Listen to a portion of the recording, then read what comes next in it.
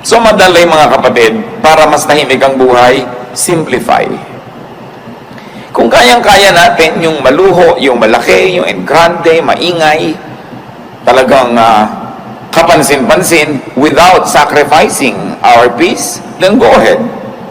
Pero kung masyadong magiging magulo, halimbawa, gusto niyo magpakasal, ang sobrang grande, ang gulo-gulo naman dahil ang dami-dami niyong gagastusin, mangungutang pa kayo, simple na lang. Gusto niyo ng kasalan na mga garden wedding, ang mga panahon sa Pilipinas, hindi mo masabi. So para tahimik ang buhay mo, magplano ka na agad indoor. Kahit umulan, bumaha, tuloy ang kasal mo, hindi yung ang dami mong iisipin. Alam niyo yung stress ng mga gusto magpakasal outdoors? Pagka sinabi na ng Pag-asa na malami darating na bagyo, papray na ng papray, isang linggo pa lang bago ikasal. Lahat ng tao nagpagod ka papray para sa kanila. Ang arte-arte kasi gusto pa garden. Kaya tuloy nahihirapan ng maraming tao. Ngayon sa araw ng wedding, kung gabi man yung wedding, umuulan sa umaga, hirap na hirap ang loob. Pati yung mga waiter, hindi malaman ipapasok ba o ilalabas ang handaan. Ang gulo. Kaya sabi, simplify. You want peace? Simplify. Simpleng damit. Yung iba sobrang gago ng mga damit, 5 yarda ang belo ng bride. Hindi na tuloy makalaka dahil sumabit na sa lahat ng silya, sumabit na sa carpet, nakaladkad na niya yung buong mundo. So ang hirap kasi masyadong maraming kaartehan. Kaya sabi dito, simplify. Better a simple meal rather than a feast. Magkakaroon lang pala ng hatred. Kayo na ang bahala mag-translate sa buhay niyo mga kapatid kung ano yung simple at alin yung magarbo. At alam nyo, nakakapagpagulo. Kahit sa andaan kuminsan, when you want a perfect na hain in more opulent homes, makikita mo kung paano nai-stress yung lady of the house na nakaupo with the guest kung yung mga katulong hindi marunong mag-serve. O nagkakamali, anong kutsara ang nilagay dito, anong tinidor, saan nilagay si baso, nandidila talaga yung donya at kung pwede lang niyang kainin ng palihim yung katulong niya kasi yung reputasyon niya ang nakataya. So relax, gawin mo na lamang na hindi na sit down dinner, gawin mong buffet. Di ang simple-simple, hindi ka pa sobrang napagod. At kung wala ng pagkain, wala na, di titigil na tayong kumain. Hindi yung sobra mong gusto magpa-impress, sobra mong gustong malaki yung statement, ang laki tuloy ng nakataya. At pag malaki yung nakataya, malaki yung pwedeng matalo. At pag malaki yung pwedeng matalo, stressed ka sa buhay.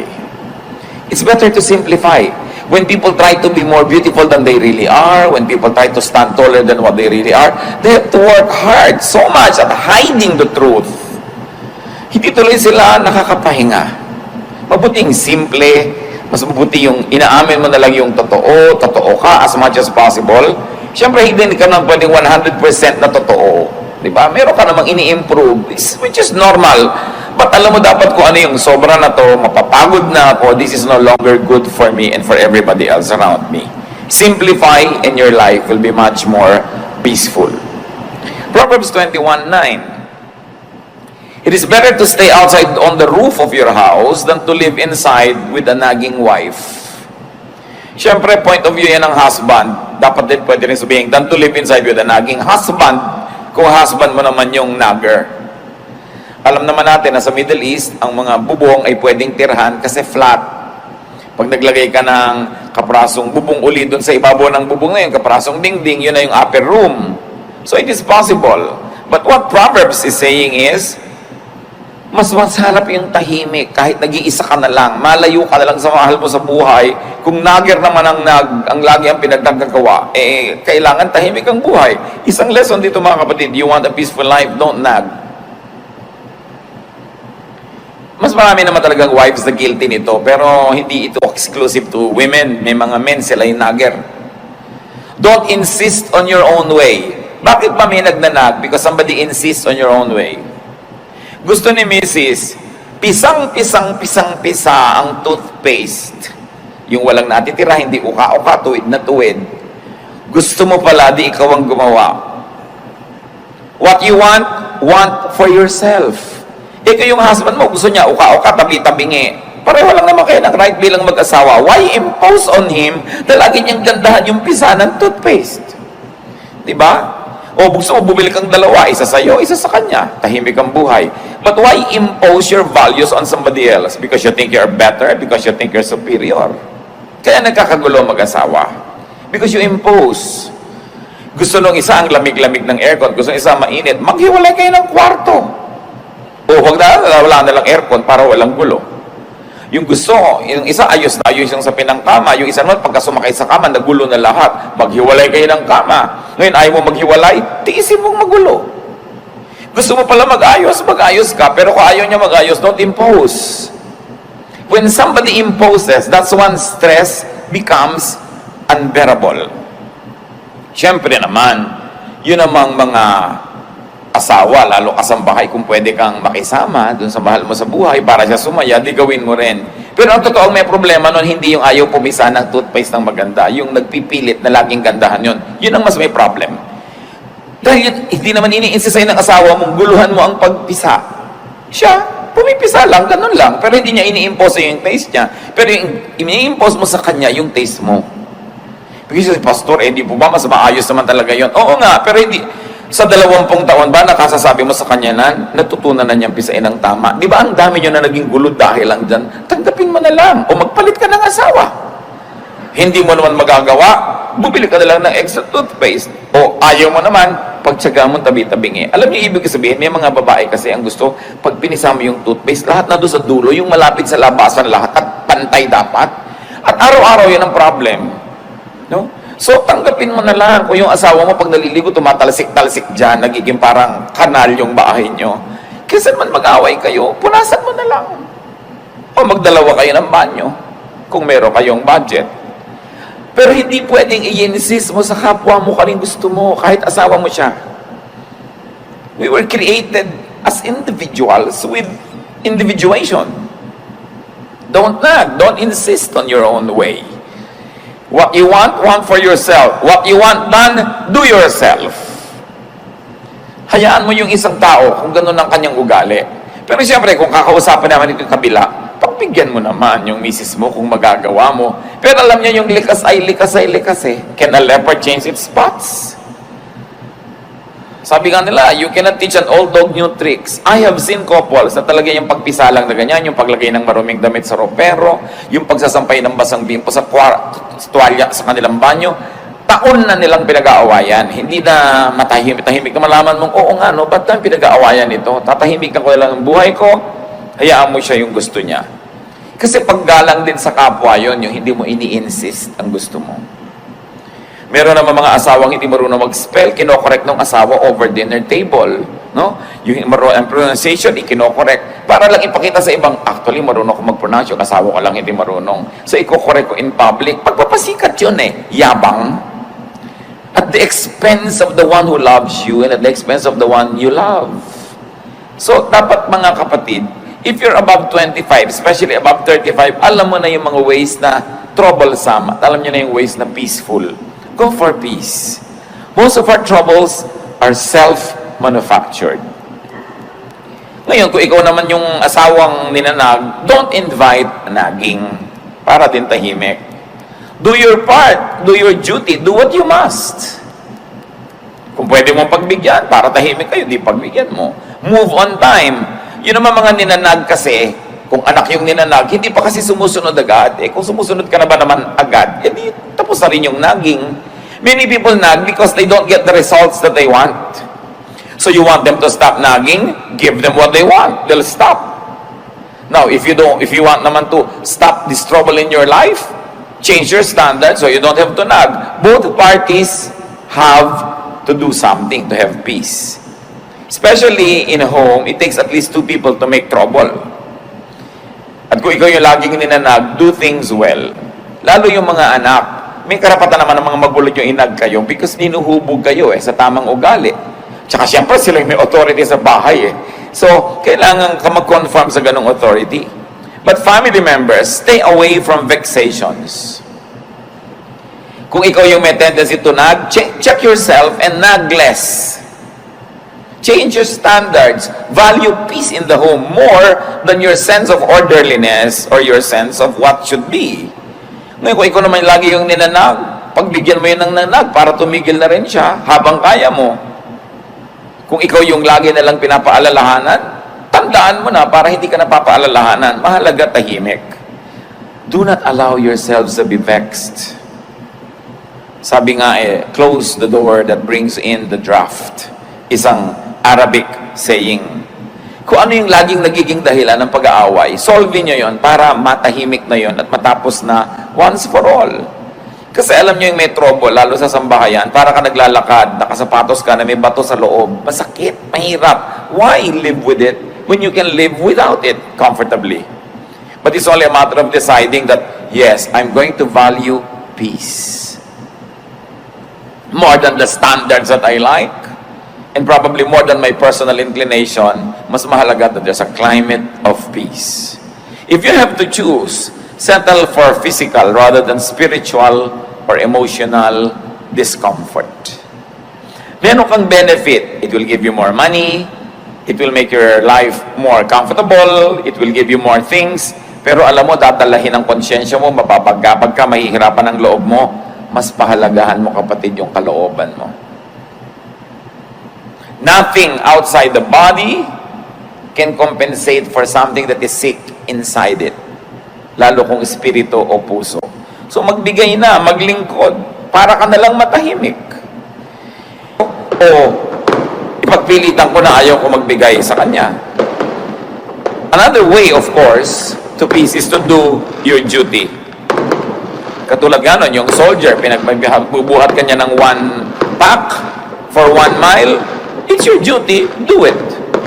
Tulad din ng mga husband, hindi naman natin gustong konsintihin yung mga husband na ayaw ayusin yung paggamit nila ng mga banyo, pero duty nyo rin to please your wife. The Bible tells the husbands, please your wife. At hindi mo naman ikamamatay na ayusin yung pagpisa ng toothpaste, huwag mong basahin yung sahig na yan sa duty ng isang anak, o magulang, o manugang, mano namang lumampas ka.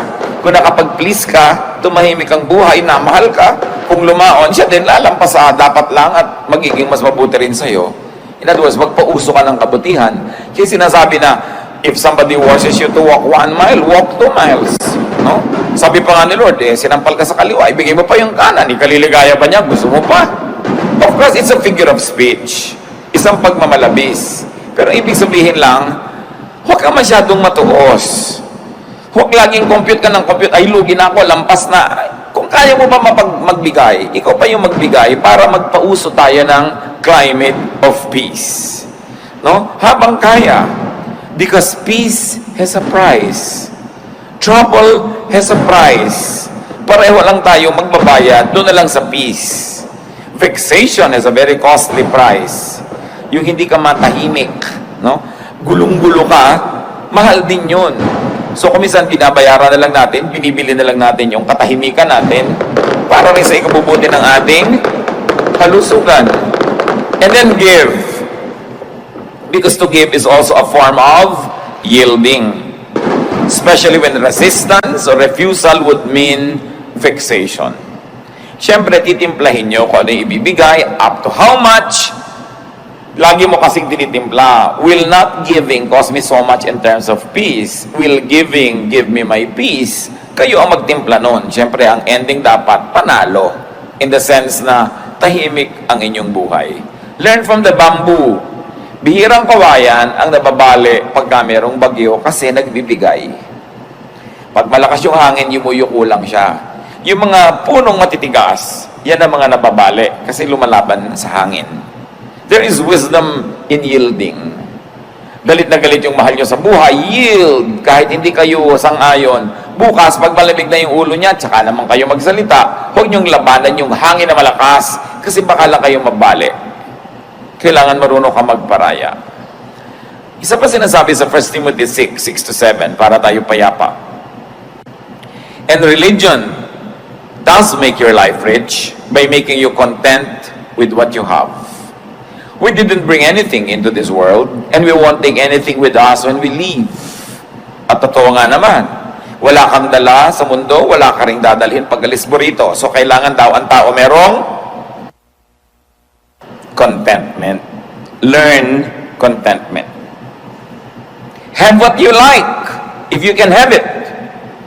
But if you cannot have what you like, learn to like what you have. Then tatahimik ang iyong buhay. At kailangan ng tao kontento.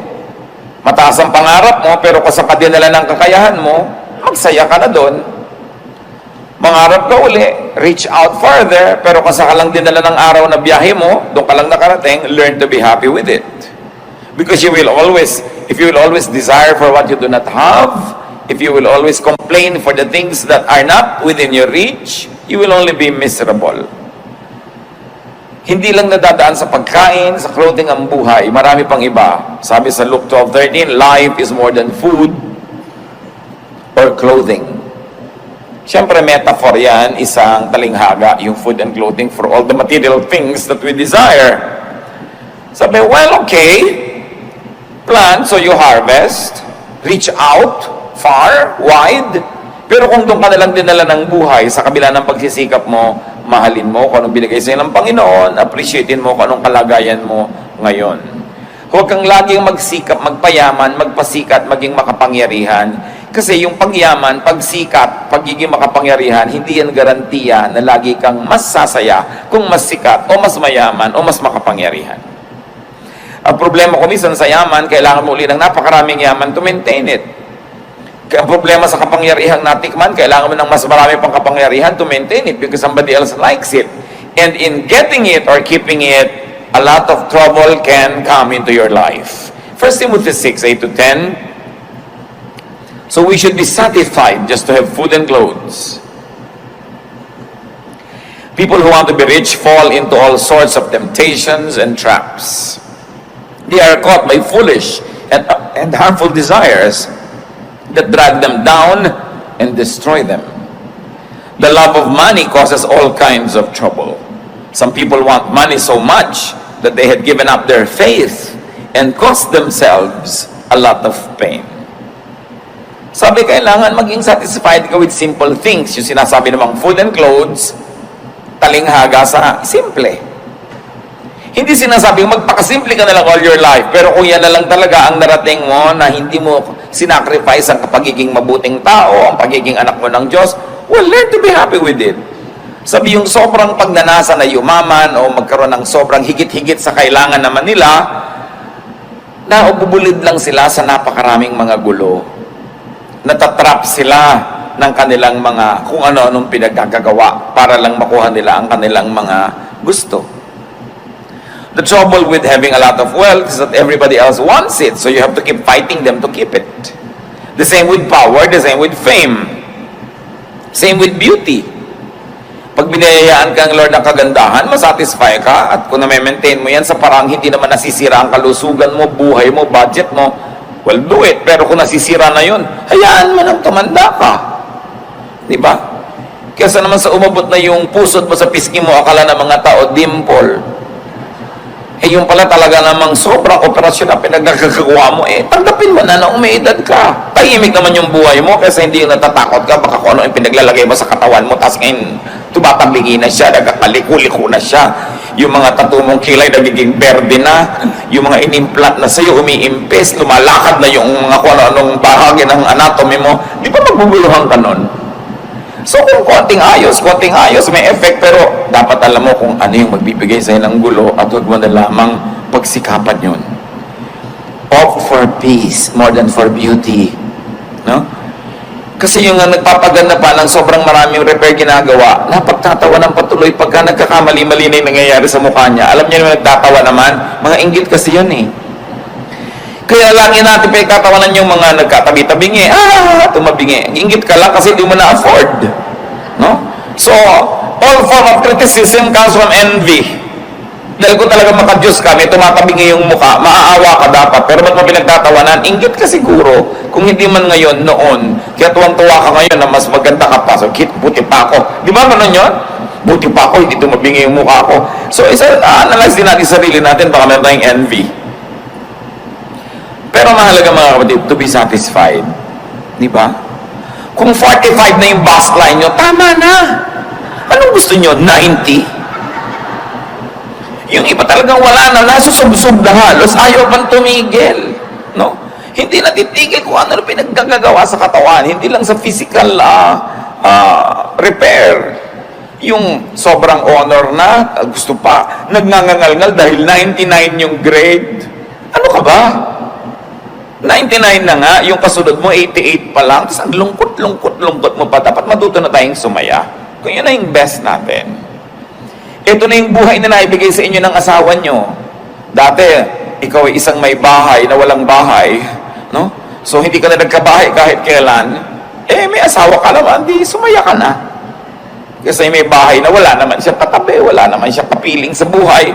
Yun ibig sabihin, count your blessings. You are not better than the other person. But what's important is for you to count your blessings.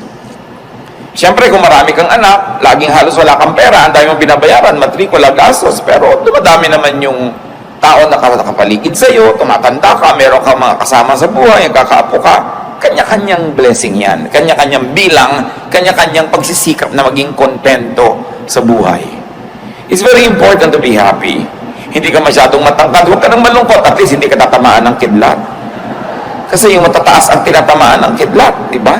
Lagi mo, merong blessing ang buhay ko, I will be happy with it. I will celebrate what God gives me. Hindi naman ibig sabihin ng kontento, wala ka ng pangarap at wala ka ng pagsisikap at ambisyon. Yes, dapat mag-ambisyon, mangarap, pero hanggang doon talaga ang narating ng kaya mo, accept it, and then celebrate it. If more means more trouble, more stress, more pain, what's the point? Sobrang lumaki nga ang kita nyo mag-asawa, pero wala na kayo forever. Hindi ba kayo pwedeng mabuhay ng konti lang, pero masaya naman kayo? Pinipili. Hindi lang pera ang mahalaga. Merong mga mag-asawang hindi na nagkasama kahit kailan dahil puro laging palaki ng palaki ang babayaran, kukuha ng uhulugan, babayaran, hanggang namatay na yung isa, o kung ano na yung nangyari, hindi na kayo nagkasama. What's the point? Hindi ko naman sinasabi, okay, maghiwalay para maghanap buhay, pero hanggang kailan? When do you stop? When is enough? Enough. Pare-pareho lang tayo na hindi natin alam kung gaano tagal-tagal tayo mabubuhay. At kung naging maingat tayo, malusog at pinalad, pare-pareho siguro lang na ang buhay aabot hanggang 90, 100, kung sobrang mahaba, 110, pero wala namang mabubuhay ng 1,000, 2,000 years, pare-pareho lang. In other words, what am I trying to say? No? Why bother to have more property than others when pare-pareho din naman kayong mamamatay? Why bother to be more beautiful than the other person na pareho lang naman kayo na hinihintay ng kabaong? Hindi masama kung madaling mangyari sa buhay mo yung mga yon. Pero kung sobra ang ibinabayad mo in terms of internal trouble, huwag na lang. Live your life. Kasi kung nabuhay ka ng 70, 80 years, pero ang laking percentage yun, lagi kang nagkukumahog, lagi kang nai-stress, lagi kang naghahabol, lagi kang nagkukompete, tapos yung isa, tahimik lang yung buhay niya, kumikita ka halimbawa ng times 100 ng income niya, pero mas marami siyang katahimikan, mas marami siyang tawa sa buhay, mas marami siyang oras sa maglibang, magsaya kasama ng mga kamag-anak niya, mas marami nga yung pera mo, pero pareho rin naman kayong tig sa 70, 80 years lang eh. Pero ang totoo nun, mas nag-enjoy siya. It doesn't follow that when you're poorer, you enjoy more. What I'm trying to say is, if by trying to get more and more and more, you already begin to be troubled, it's not worth it. Ang pahalagahan mo, mas tahimik. Meron kang sasakyan, sarili mong sasakyan, pwede mong ipasada ng 20 hours a day. Ang dami mong kita, pero pag ipinasada mo siya ng 8 hours a day lang, may oras ka sa pamilya mo, may oras ka magpahinga, bakit mo papatayin ang sarili mo? Madadali lang ang buhay mo. Dapat alam natin when to stop. Ecclesiastes 3:12-13, I know the best thing we can do is to always enjoy life. Because God's gift to us is the happiness we get from our food and drink and from the work we do. So ang itatanong mo, mag-e-enjoy ba ako dito? Mag-e-enjoy ba mga mahal ko sa buhay? Mag-e-enjoy ba kami? Kasi kung ang tanong ay hindi naman, why do it? Mag-organize na ang laki-laki-laking party. Pero mag-e-enjoy ba tayo to do it? O may stress tayo, mangungutang tayo, manghihiram tayo ng kung ano-ano? Why don't we just simplify? Gusto natin ng napakamahal na kasalan, mag-e-enjoy ba tayo o nagwo-worry tayo? Habang ginagawa natin yon, ang alalahanin na yung bayarin. Gusto natin ng ganito kalaking bahay, pero mag-e-enjoy ba tayo habang ginagawa yan? O magkakautang-utang tayo at magkakagulo-gulo? What's the point? Minimize pain. That's what's important in life. Study history. Sa palagay nyo ba yung mga karaniwang magbubukid at yung mga presidente ng mga republika, sigurado kayo na mas nag-enjoy yung mga presidente? Hindi nyo kayo sure. Hindi masama maging presidente, pero kung makikipagpatayan ka sa mga kaibigan mo, makikipagtakwilan ka sa mga kamag-anak mo, kailangan pang pumatay at mandaya at magsinungaling, what's the point? Achieve as much as you can as long as it does not sacrifice your relationship with your God, with your loved ones, and with your fellow men. Pero kung ibabayad mo na yung mga higit na mabubuting bagay, what's the point? Minimize pain by minimizing your needless desires. And then maximize pleasure by enjoying what all you already have instead of ignoring it and trying to have more and more and more. And when you get more, you have no time to enjoy it because you have to work so hard just to maintain it. And then you do the most good because that's what God wants. The best way to enjoy life and have peace is to please God. And God is pleased when we do the most good. So you minimize pain, you maximize pleasure, you do the most good, and then die. Meet your Maker. Whether you like it or not, you're going there. Pero ang itatanong mo, pag nilingon mo yung buhay mo, was it pleasant? Was it nice? Or was it full of strife? Baka sa sarili mong libing, hindi mo lang makipaglibing ang kapatid mo dahil inagawan mo siya ng mana. Is it worth it? Mas humaba ka talaga yung buhay mo kaysa sa kanya? Mas sumarap ba talaga ang pagkain mo? Pwedeng sumarap, pero mas may gana ka ba kaysa sa kanya? Pwedeng nakabili ka ng mas magandang bahay, magandang kwarto at kama, pero mas mahimbing ka nga ba talagang matulog dahil lang nagkaroon ka nun? Pero kung binabagabag ka pa ng budhi mo, wala ka pa naging mga kaibigan, nakagalit mo pa yung dati mo mga kaibigan, is it worth it? You should know when to stop. Kung minsan, meron sa ating pinagpapala ng Panginoon, kumikita tayo ng malaki, everything's going well, healthy tayo, pero ayaw nating tumigil, nagiging sakim tayo. Pag naging sakim ka na, gusto mo na lang more and more and more, itatanong mo na sa sarili mo, is the enjoyment directly proportionate to the increase in what I have? Kasi may diminishing returns din yan. Tuyin mo na siya. It's important to teach yourself to love what you do. Yan ang itinuturo sa atin ni Solomon eh. Ganun, find pleasure in what you do. Huwag yung ay Lunes na naman, ay umaga na naman. Ano, mas gusto mo namatay ka na kagabi para wala nang umaga? Huwag yung pinagsasasabi, ay umaga na naman, laging, wow Lord, thank you. May umaga na naman. I have another day to eat, to drink, to enjoy life, to make money, or to do something nice. It's always a privilege. Lahat ng hindi pwedeng iwasan, dapat enjoyin. Kasi hindi mo lang pwedeng iwasan, enjoyin mo na. Yan ang sign ng intelligence, if it's not a sign of spirituality. But in any case, brothers and sisters, always prioritize your inner peace. Lagi niyong itanong, ano ang effect nito sa inner peace ko? O mga dalaga na mahilig magpakasal sa garden. Alam niyo kung bakit nakakainitan pa yung garden wedding na yan? Kasi ako yung nagkakasal. Nakaka-stress. No? Ako minsan ang lakas-lakas ng hangin, parang layag na binta na yung belo ng babae. Dalhin kaya ng hangin tong babaeng ito nang malaman niyang hindi tamang dito siya nagpakasal sa ibabaw ng bundok. No? So sabihin mo, okay, gusto namin ng ganitong wedding, pero may kakaroon ba ako ng inner peace? Na lagi ako nag-iisip, paano kaya yung weather, we cannot control it? O, ibaba mo na lang, maglagay ka na lang ng mga plastic na halaman dyan sa loob, at kung manuwari hardin, lagyan mo ng mga tuko kung gusto mo, para hardin na hardin ang effect, hindi ka pahihikain. No? So, ano ba talaga ang gusto mo sa buhay? Will it give me inner peace?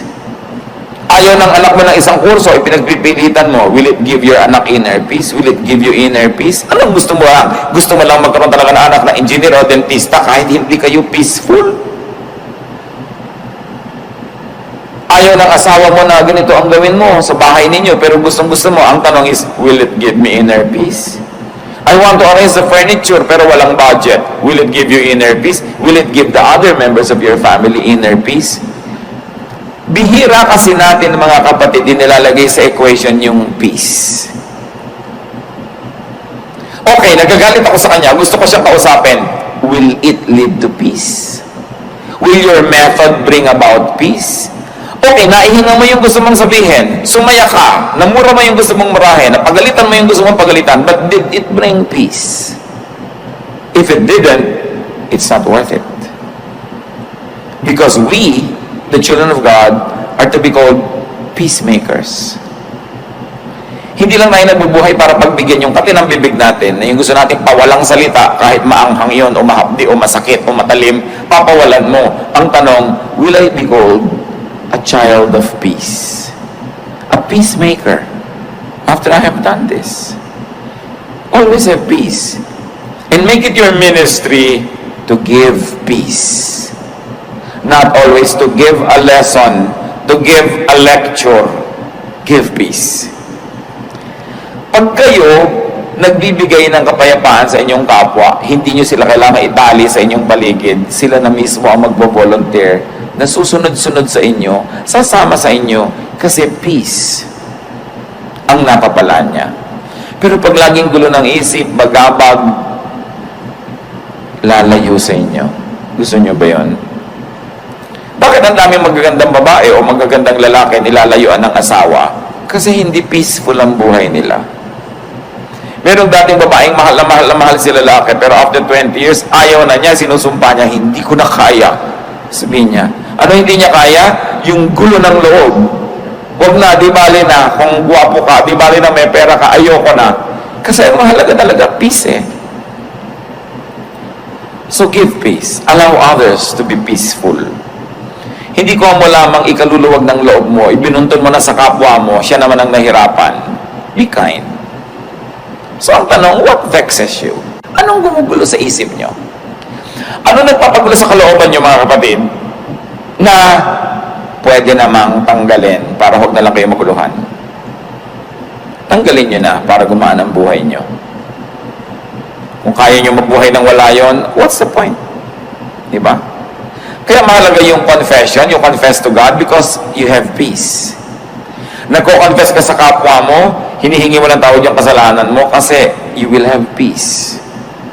And many times it is our admission of our wrongdoing that will pave the way for a peaceful relationship. Pahalagahan natin yon. No? Hindi lang magkaroon ng pera, hindi lang makabili ng ganito at ganon, kundi tumahimik ang ating kalooban. Maiksi ang buhay ng tao. Kahit bigyan ka pa ng 100 years, what is that compared to eternity? Sayang ang bawat araw at bawat sandali kung sa halip na tahimik ay magulo. Sayang ang lahat ng ating paghihirap kung ang magiging ending, magkakagulo lang, magkakagalit lang ang mga tao. It's pointless. God is God of peace. And if there's one gift that God would like us to enjoy, it is a life of peace. But for us to enjoy it, we must be able to identify the causes of vexations and troubles, and in the name of Jesus, get rid of them. Open your hearts up to God and allow His methods of peace, His ways of peace, which is to be humble, to be kind, to be contented, and to be willing to be corrected. Don't always insist on your own way. Sabi sa Corinthians, love does not insist on its.